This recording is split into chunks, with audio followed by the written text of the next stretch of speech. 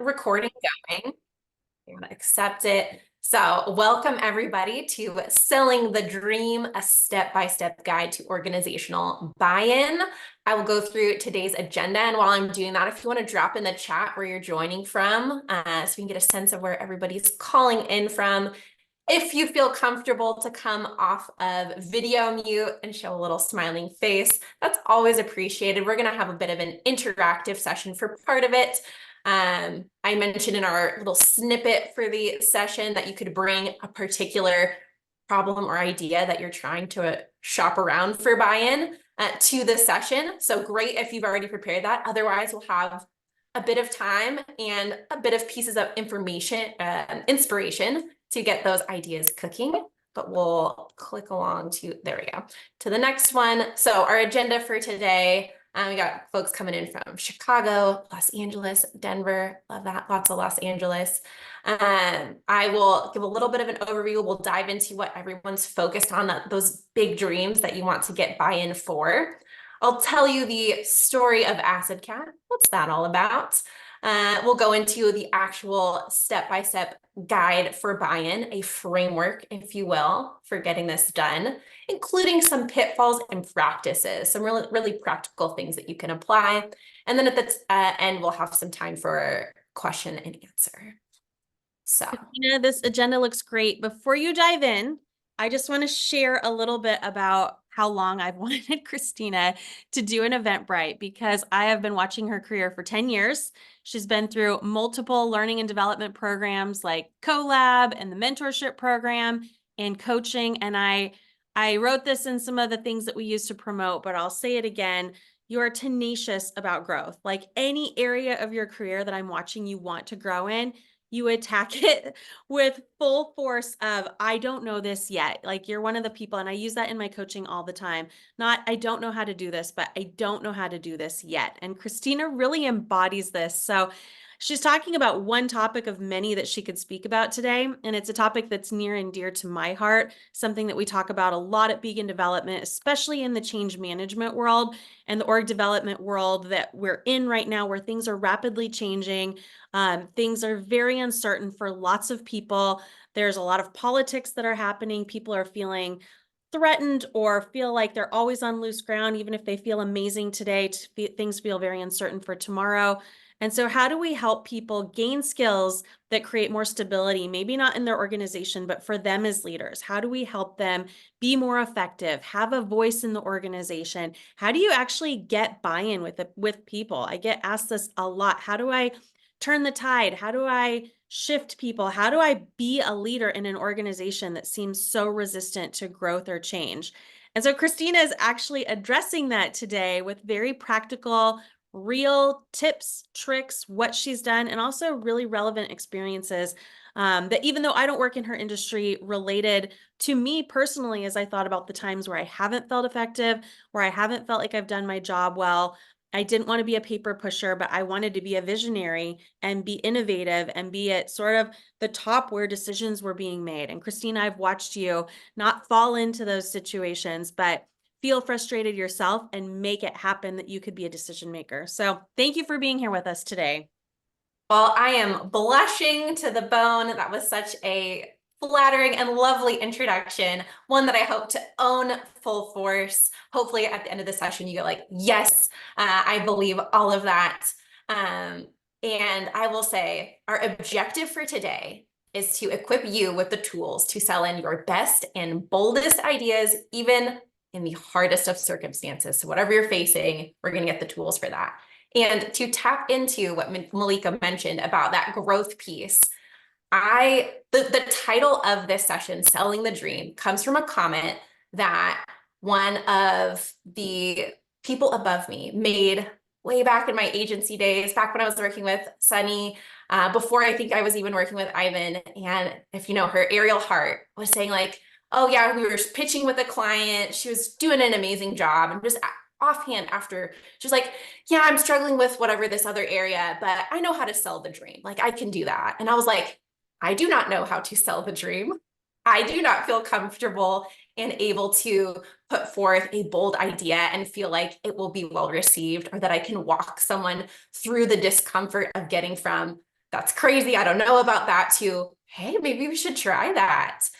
So I worked on that very purposefully for several years. And now I confidently can say that that is a skill set I count for myself as well. So I buried the lead on the who am I and why should you care what I think, because I wanted to do a little bit of the the spiciness of why you're here. So I'm Christina Tasci. I'm a VP of Brand and Creative currently at PrettyLitter, also a marketing consultant. So I'm passionate about building up standout brands, bold marketing campaigns. My most well-known work with PrettyLitter is our TV ads with Martha Stewart. We launched on shelf at Target. We've done some really cool stuff that I think took quite a bit of buy-in to get there. So that's what one of our stories will be about. But before we dive into my story or even our frameworks, I want to hear a little bit more from this group. So in the near future, I have a question for you. What is one thing that you want to get by? And don't type it in just yet. Maybe type it out in your notes app or put it into the chat, but don't hit enter, because I don't want to anchor everybody. Like the first comment comes in and then everyone kind of like circles around that same sort of theme or idea. But think about it, write it down, something that you would love to get buy-in on. It can be at work.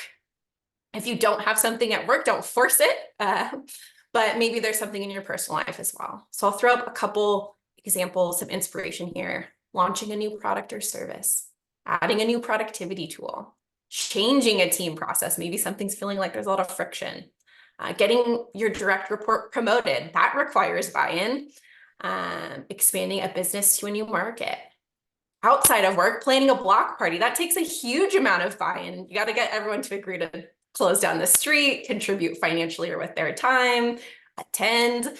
Or maybe your buy-in you want is to convince your partner that we should buy a convertible. So all of those things are varying levels of buy-in, whether it's convincing your CEO, convincing your neighborhood, or convincing your partner. So does that anyone? Okay, now's the time. Drop them in. We were right in. Let's go. Let's see. Sunny, a new initiative at my son's school. So exciting. Feel free to come off mute too as well if you'd like to share in that way. E-courses. Oh, I get a digital course. We started working with leaders to get buy-in to integrate well-being into corporate culture, but always open to new strategies. Okay, so ways to integrate more well-being into corporate culture, seeing some success I hear already, but finding additional ways. Okay, any others before we scoot along? Okay, because we're gonna ask some follow-up questions here.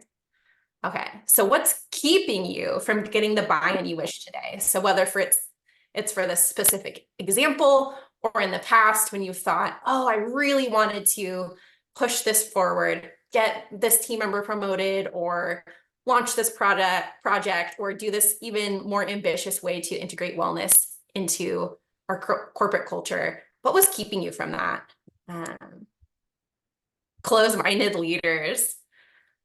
Yeah, so some things that, any other ideas from the chat?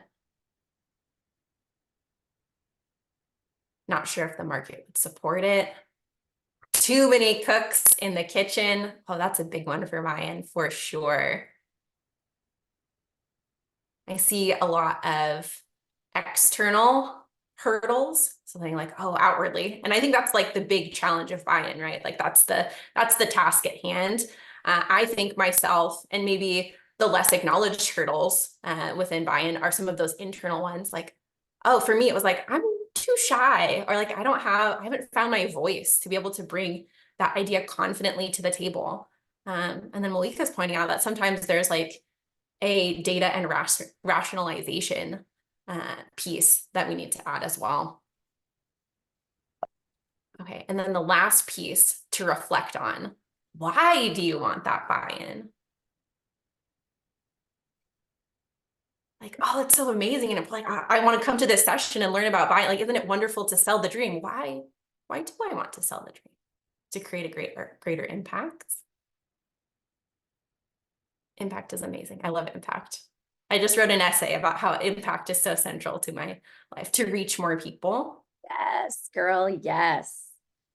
It's all about impact. So some examples could be to fix a problem. A lot of time I talk to people about they want buy-in because there's something that's like driving them nuts. They're like, this tool is just not serving our team. We need a better tool. To address a business challenge, we need to grow the business. I think we need to expand to this new market in order to do that. But I got to get everybody on board to get there. Exploring a new and exciting opportunity. E-course, like that could be so exciting. Like I'm excited about that. And to show your leadership, advance your career. So having that impact, both to impact people's lives, but hopefully impact your own leadership and career as well. And sometimes it's to satisfy a desire, like that would be cool. Or like, I want a thing, so you need to sell in to get it.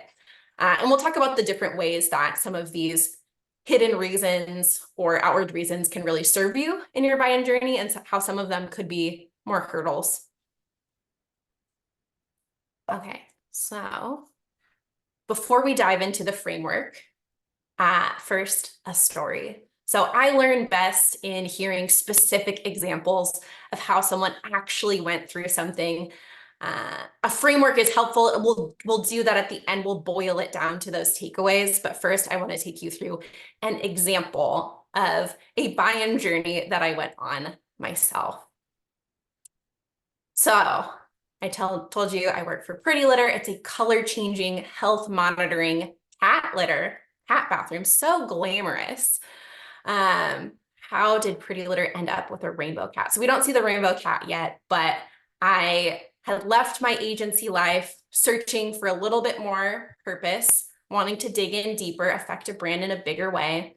And I found PrettyLitter, a cat litter. Again, not very glamorous, but I thought, oh, there's so much opportunity here to take something that really doesn't seem like much. Maybe nobody's looking at it. There's not a lot of competition here, and elevating it into something that's cool and exciting that builds brand love. So I was like, yes, I'm going to take this job. And my boss who hired me was like, yes, we're going to do it.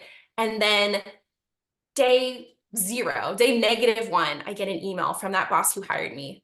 I got my dream job in Germany. I'm leaving. So day 1, I show up and my best advocate is not there anymore. So like, talk about a difficult journey of buy-in. To me, across the board, throughout my entire career, the person who's been like most in my corner has been that person who hired me. They are the one who bought what I was selling when I had, my resume on offer. Now this person was gone.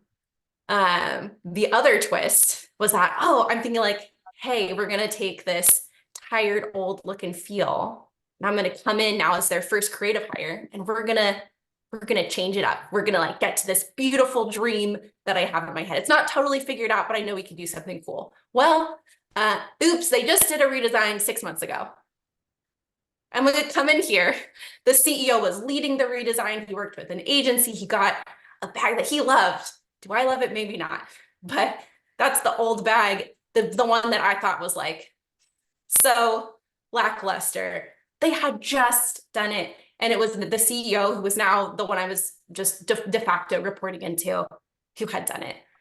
So again, talk about a difficult journey of buy-in. Things are not stacked in my corner at this point. So I say, okay, I'm going to take a step back. We're not going to redesign the bag off the bat. You gotta respect, the ego. Not saying that this boss has a big ego. He does not. But everybody, even myself, like I would feel hurt if I had done something and immediately someone came in and said like, no, like let's do it a different way. I can do it better. So I respected that and I said, okay, let's go slowly. Let's explore what the evolved brand design could be. We won't touch the bag. We just touch that. Let's see what surrounds it. And so I focused more on what was different now that I had joined. So now that I had joined, you have somebody who's looking across the board. The creative was not bad before. It was my message out to the team. It's really good, but very disjointed. The CEO is working on stuff, this agency, that agency, the head of customer service, different stakeholders developing different visions. So I was like, okay, I'm going to come in, I'll make things cohesive. So that's what's different now that I'm here. So there's no ego involved. It wasn't, we're doing it wrong before. We were doing it different before because we didn't have this role. So I went in, and so that's the before of their advertising. I was like, let's develop the brand identity around, we'll keep the bag, but we'll develop this beautiful, warm, rainbow aesthetic that mimics the color changing health monitoring feature. Gorgeous. Now we're building a little bit of that like excitement and buy-in. They're like, oh, I see how cool this could be. Maybe the bag looks, not up to par with the rest of this. To me, it was driving me nuts that there's this like dead in the eyes stock photo cat on the front next to all the cats that we're shooting with. If you can see their old ones, they always shoot with like an actual physical cat with the product. It's like they knew that going in. But we built up some trust, we built up some excitement, and let some time pass. That's one of the biggest lessons, is that buy-in, it takes some time. You can't rush into it. It doesn't have to take forever, but there is a certain amount of letting things like settle and simmer and brew. So looping back a little bit, right when I joined, again, taking that like momentum of like, hey, I'm new, let's like try some new stuff. I did a mission, vision, and value session with the team. So we got into a conference room all together with the stakeholders. We've got whiteboards up, we got worksheets out. It was a really fun session. I think everyone really loved it. Again, taking some of those learnings from Malika, from the people that I had worked with when learning from Malika, and taking those into this session and saying like, hey, we didn't really have a clear vision of who we are. Turns out everyone loves to come and do what is basically a business personality test. It's a pretty easy sell for that initial version. And then you go in and you have those really deep conversations about who are we as a business. So we landed on cat wellness and warmth and caring, and that North Star of how like different and revolutionary this product is. It handles the cat litter situation in a totally different way than other cat litters.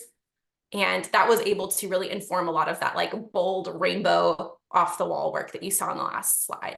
So we couldn't have gotten there if we didn't do that foundational work of like, what do we stand for? Does this make sense for us? So some time marinates, they see the new brand surrounding, and they say, okay, we might be open. And then they see that it's time to try to make a launch into retail. So now there's this insane incident to say like, oh, we had the bag before. Now maybe there's an opportunity to rebrand specifically for retail shelves. We'll keep that in mind. So eventually we get the yes to explore the designs for the bag. So I start putting some stuff together, some V1, some like, here's the look, here's the design. What's the response to my like big, beautiful vision of all this cool stuff? It should look like other brands on the shelf. They know what they're doing. They've been on shelf for 20 years, 30 years. They've spent millions of dollars and have these big research and development teams. They know what they're doing. We should probably look like them. That's the hardest thing to hear as a creative. But what I learned is that leaders don't buy what you're selling. They buy what others have bought. So in this case, it was what other brands on shelf had bought as far as putting forth for their packaging. But when you are selling in other ideas, it's, oh, are other people doing it this way? Have you done this successfully for previous clients in the past? It's as simple as that social proof piece, that expert endorsement. Sometimes that's yourself because you've done it before. Sometimes that's out in the industry because others have. And if you don't have it, then you have to put that burden of evidence and research and deep exploration to really motivate why they should go against the grain. That is scary. So instead of, no, that's bad, we should just copy what's out there, I got curious. I asked, what is the goal of this redesign? Oh, okay, well, we want purchases from customers on retail shelves. We want to build a little bit of brand love so that they retain and continue purchasing. They didn't mention this, but I was like, well, are we concerned about eventual knockoffs? Do we want to stand out and make it hard for someone to come in and copy what we're doing? I'm like, oh yeah, oh, that could be important.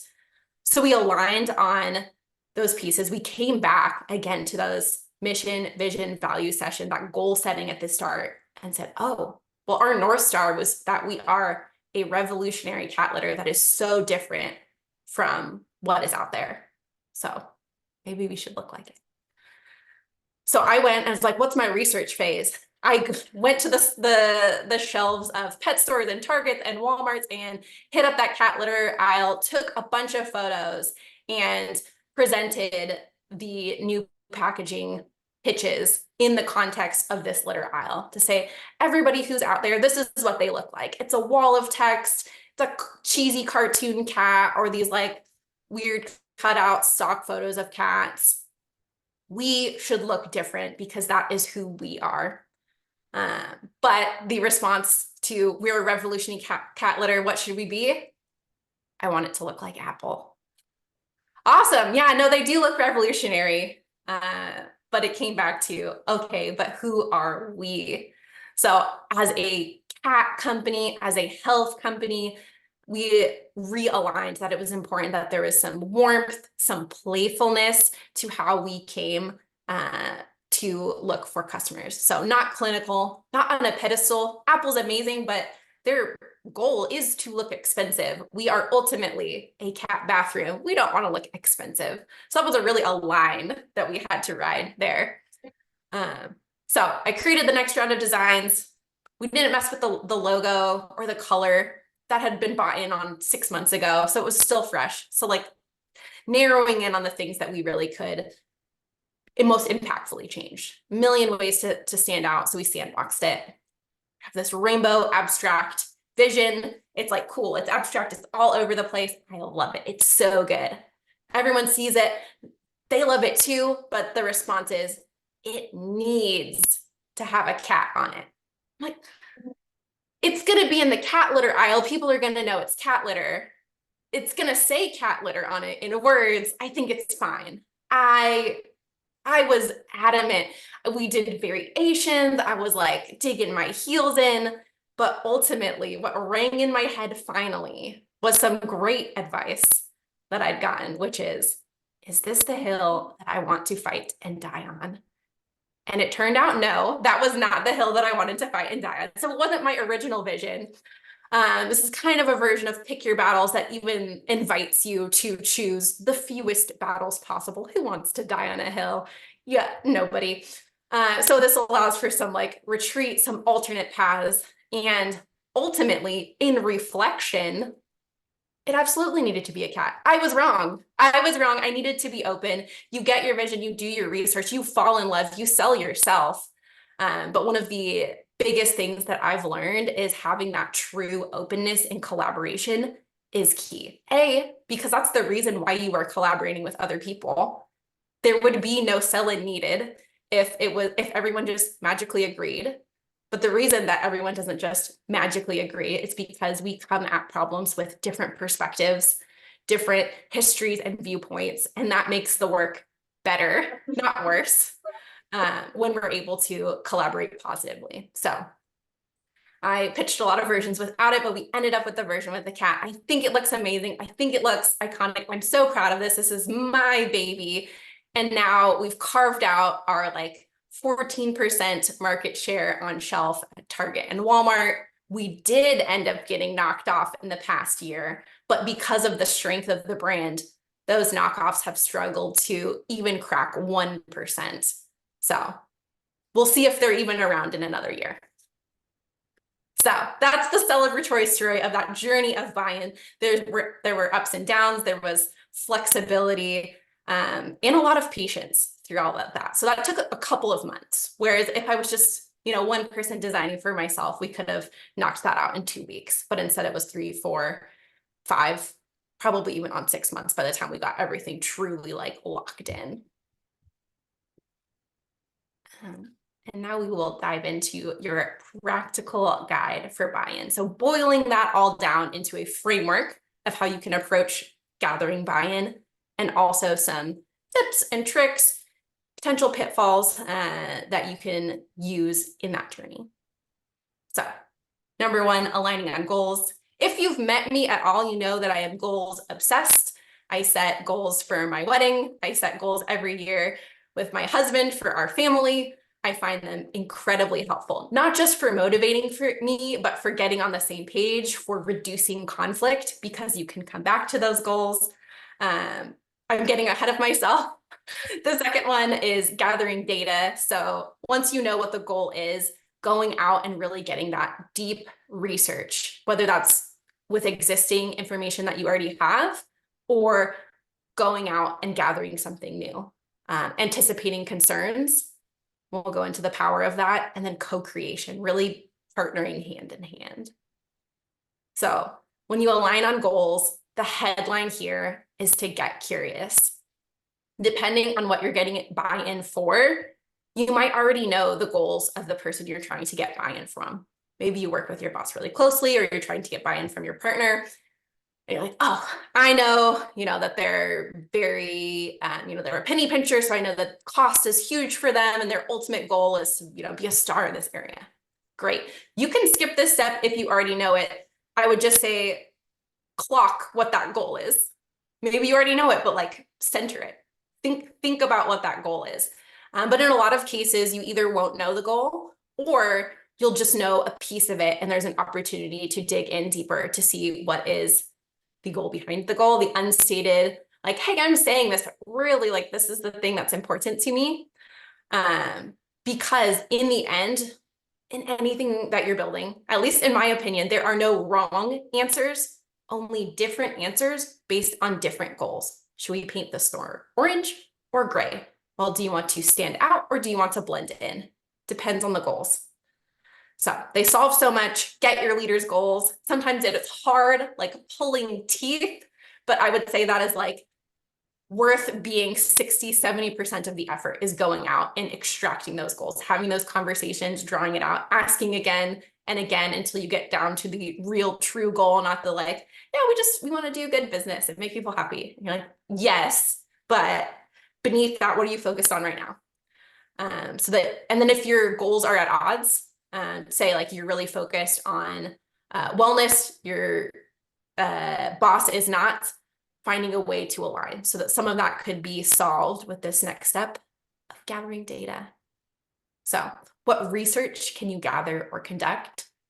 When I was developing the brand for PrettyLitter, I sent out a large-scale Google survey to cat parents. I did an analysis of our current customer data. I did social listening on all of our platforms to hear what people were saying about us and about the experience with cat litter in general.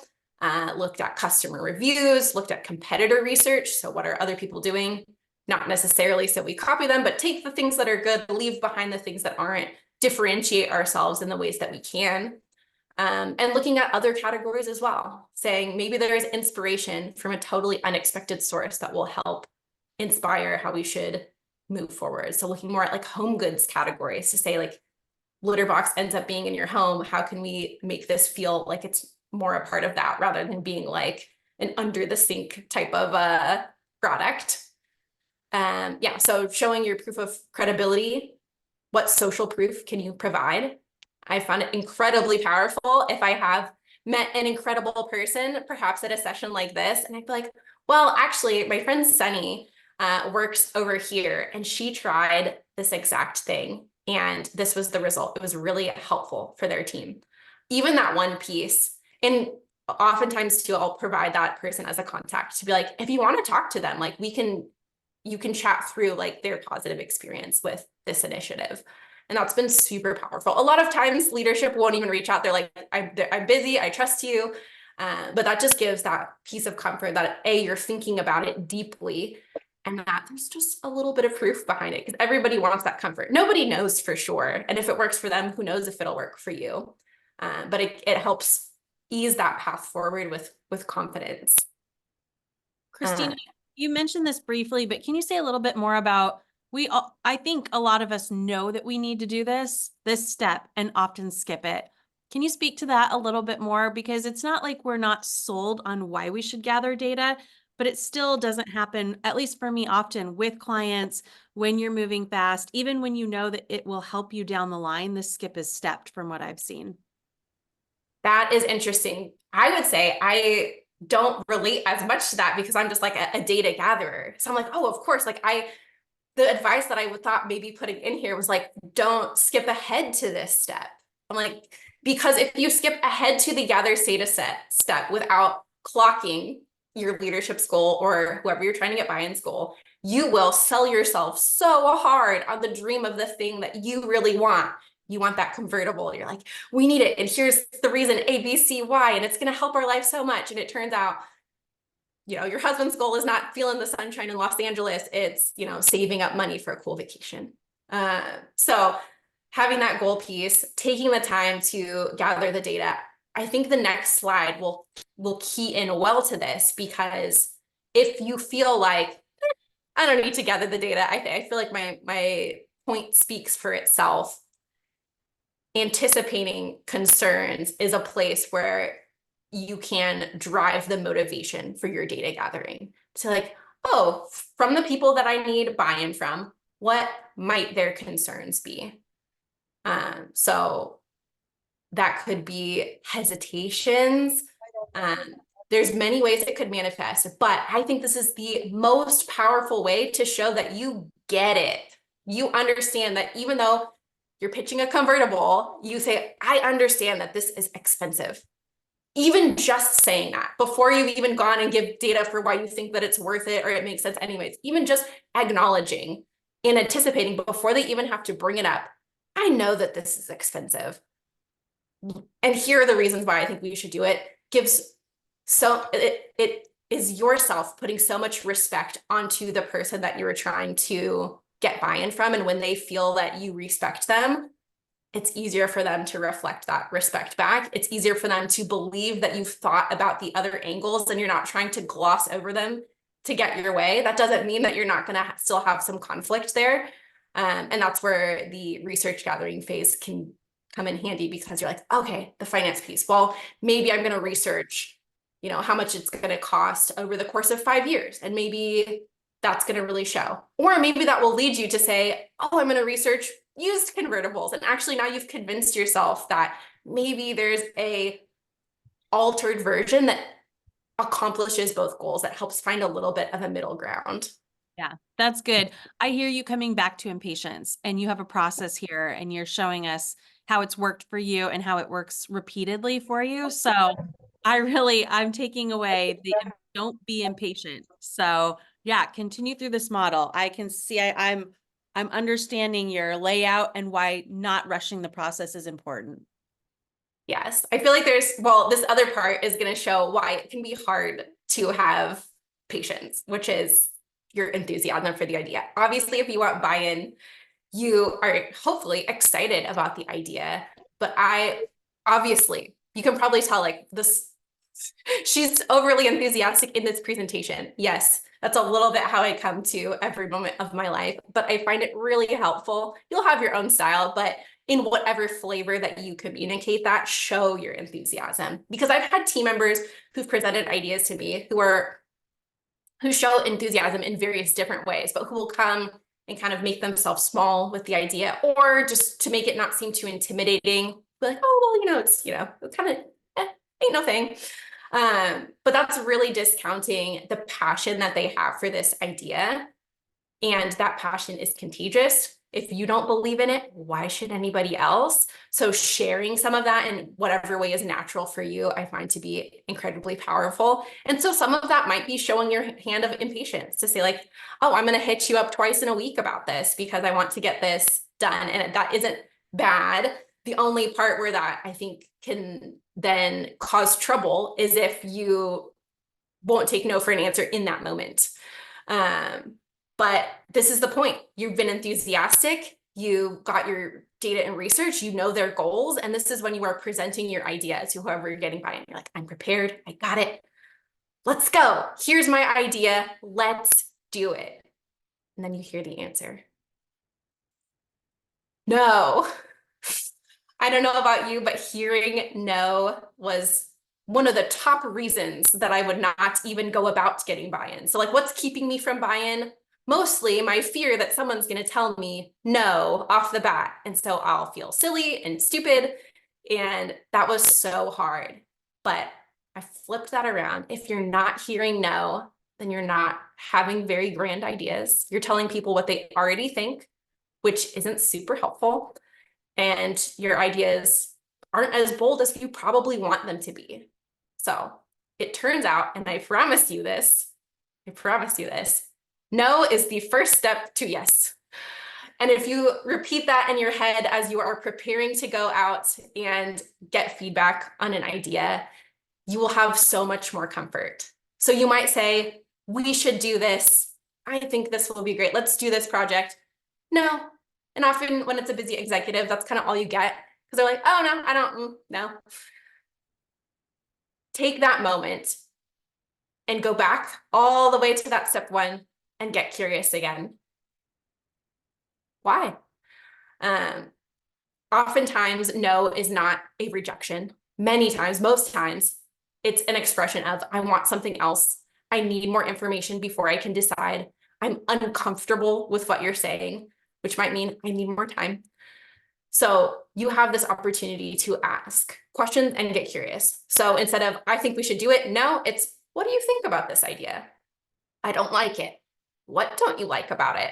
And now it's a conversation that is honing in on the best version of this proposal rather than looking for a binary yes, no approval, which I know early in my career, I felt like, oh, that must be the process, right? I pitch something and it's a formal, you're going to approve whether I can do this $100,000 TV commercial or not. And if you say yes, we do it. And if you say no, it's not approved and we don't do it. But instead, it's an exploration of, hey, we have this need to advertise our product outside of just the digital space. How should we go about it? What's the right scale for us? Is there a way that we can do a smaller version of this? So going back to step one and getting curious on goals, if you need to go back, like you learn some new information. Oh, it turns out I'm actually trying to get this project done, in 2 months. It's a really fast turnaround.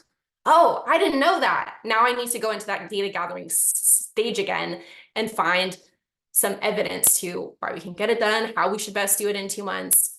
If this even really makes sense, knowing that information now. Hopefully it does, but that will give you new information to solve that goal in the best way possible. So once you're comfortable with that no, you're able to co-create in the most authentic way. You invite the lions, meaning you invite that feedback. You say, I am open to you, like, here's my idea, tear it apart. I have coworkers who use that like exact phrasing a lot, which is very open. It says, I'm not married to any of these ideas. I don't hold them as so precious that I wouldn't change them, which again is gifting a lot of respect to those that you are co-creating with.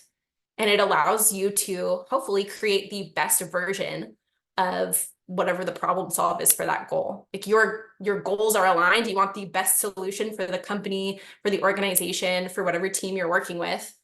And that means that bending is actually a positive. It doesn't mean, oh, I bent on my vision. That means I'm not getting the most perfect version across the line. I'm not doing a good job at getting buy-in. No, if you learn that the goals are different, you're actually doing a service to your team, to your work, to get the best possible thing out into the world. So you'll get feedback you disagree with, yeah, and you have to truly bend.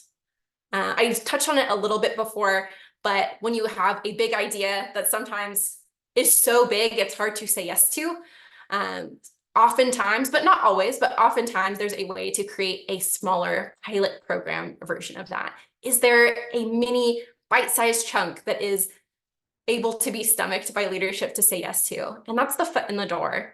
That's the place where you can really prove out some of that value, where you can build some of that comfort, where you can be like, oh, this is working. And that's a really easy yes if it's like a small budget or a small time commitment. And you can show like, oh, and if we just do this on a 10x scale, we can do the full thing. It doesn't work with everything. It's not like, oh, let's buy like 1/4 of a billboard. So there are projects where you really have to go and say fully, if this fails because we did the small version, it was because we did the small version. That's not a good candidate for it.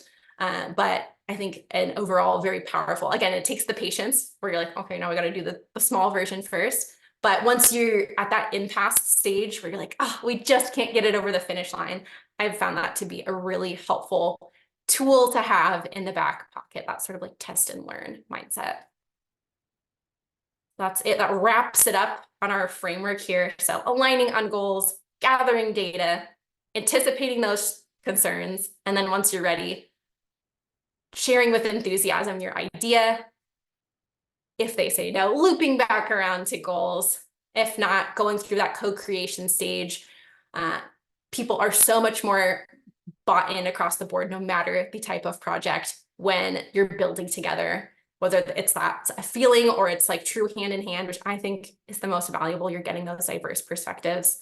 And then if you can't get the big version across the finish line, maybe is there a smaller version that you can pilot out first? Okay, that was my presentation. I appreciate everyone for joining today. It was really lovely to talk through a little bit of my journey, talk through some of the things I've learned in my own goal of becoming someone who can sell the dream. And hopefully now you have those tools to be able to sell your best and biggest and boldest dreams now, tomorrow, in the coming months, right away. And I will invite you before in case people have to drop early. So if you want to reach out on LinkedIn to chat after the session, please do. I would love to connect with everybody here. But right now, I guess I will turn it over to conversation, questions. Does anyone have a particular buy-in challenge they'd like to workshop with the group, or even just an overall clarification question? Right, Christina, while people are thinking about that, I'm going to stop our recording just